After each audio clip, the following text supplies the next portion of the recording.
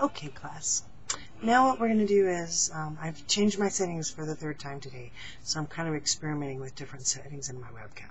Okay, so be patient with me and then give me some feedback which one do you think you like the best. 1, 2, and 3 in sequence, of course. This is part 3. We're looking at the shoreline and how oil spills affect the animals that are there. What you're going to have is you're going to have a clear plastic little mini tub, okay, and that's going to be your beach, all right? And what you're also going to have is you're going to have a Ziploc bag with several items in it. You're going to have a piece of fur, 2 kinds of feathers, one for flying birds and one for like little birds that aren't like long distance flyers. You're going to have some little round fluff balls, about that big, okay? Those are going to be your little creatures, your spiders, your lizards, your worms, and that kind of stuff. Then you're going to have some teeny tiny fluff balls. Okay, fourth that size. Anyway, you're going to have some tiny fluff balls, and those are going to be your microorganisms, right? You're also going to have some grasses. Actually, no. Yes, you're going to have a little piece of grass.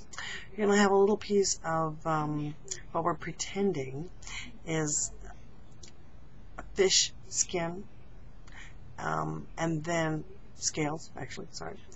And then also we're going to have a little bit of kelp. And you're going to put those in your beach property area.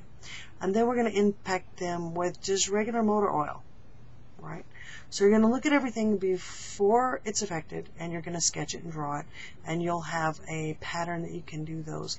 The fur and the feather has a pattern page, and you're going to use that to pattern your other items as well. Then they're going to be impacted with an oil spill.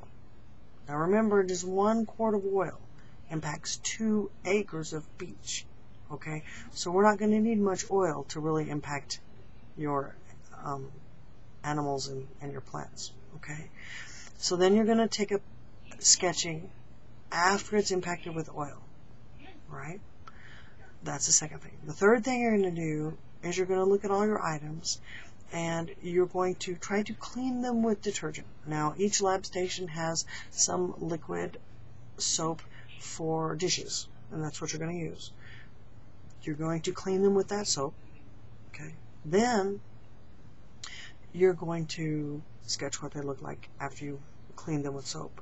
Then you're going to wash them off, okay, with just clear water, which you have at your lab stations. You're going to sketch what they look like after they've been washed. Okay.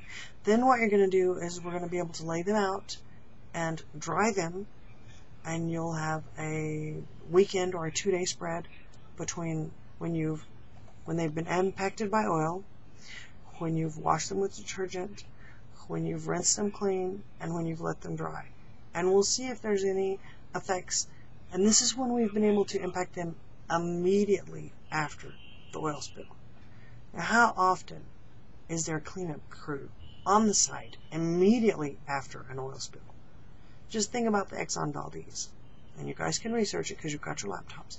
How long was it from the time that the oil spill began in the ocean, not even at the beaches yet, until the cleanup crew was able to get there and start working on it? Okay, so think about those criteria, and then that'll be your kind of extended look at what can happen and how the damage is going to be done. And you have real feathers and you have real fur. The other stuff's pretend. Okay. And you really do have a piece of suede. Okay, so you can see how that would impact skin. It's not really fish scale, you know. But I'm thinking like sharks and dolphins and things like that. It's going to impact, it's going to be very similar to what it was. Okay, and you're just looking at what's happening on the top, on the surface of the animal. We haven't even looked at what has happened, because you know the animal's tried to clean itself and tried to get the oil and everything off of itself, and then what happens when it ingests it, and all the ramifications from that. And as several of the groups have mentioned, that kind of damage also damages the reproductive genes. And so that's why the bay that was affected by the Exxon Valdez oil spill, there's nothing dead, no, because there's nothing living, because they weren't able to reproduce. They were damaged so heavily.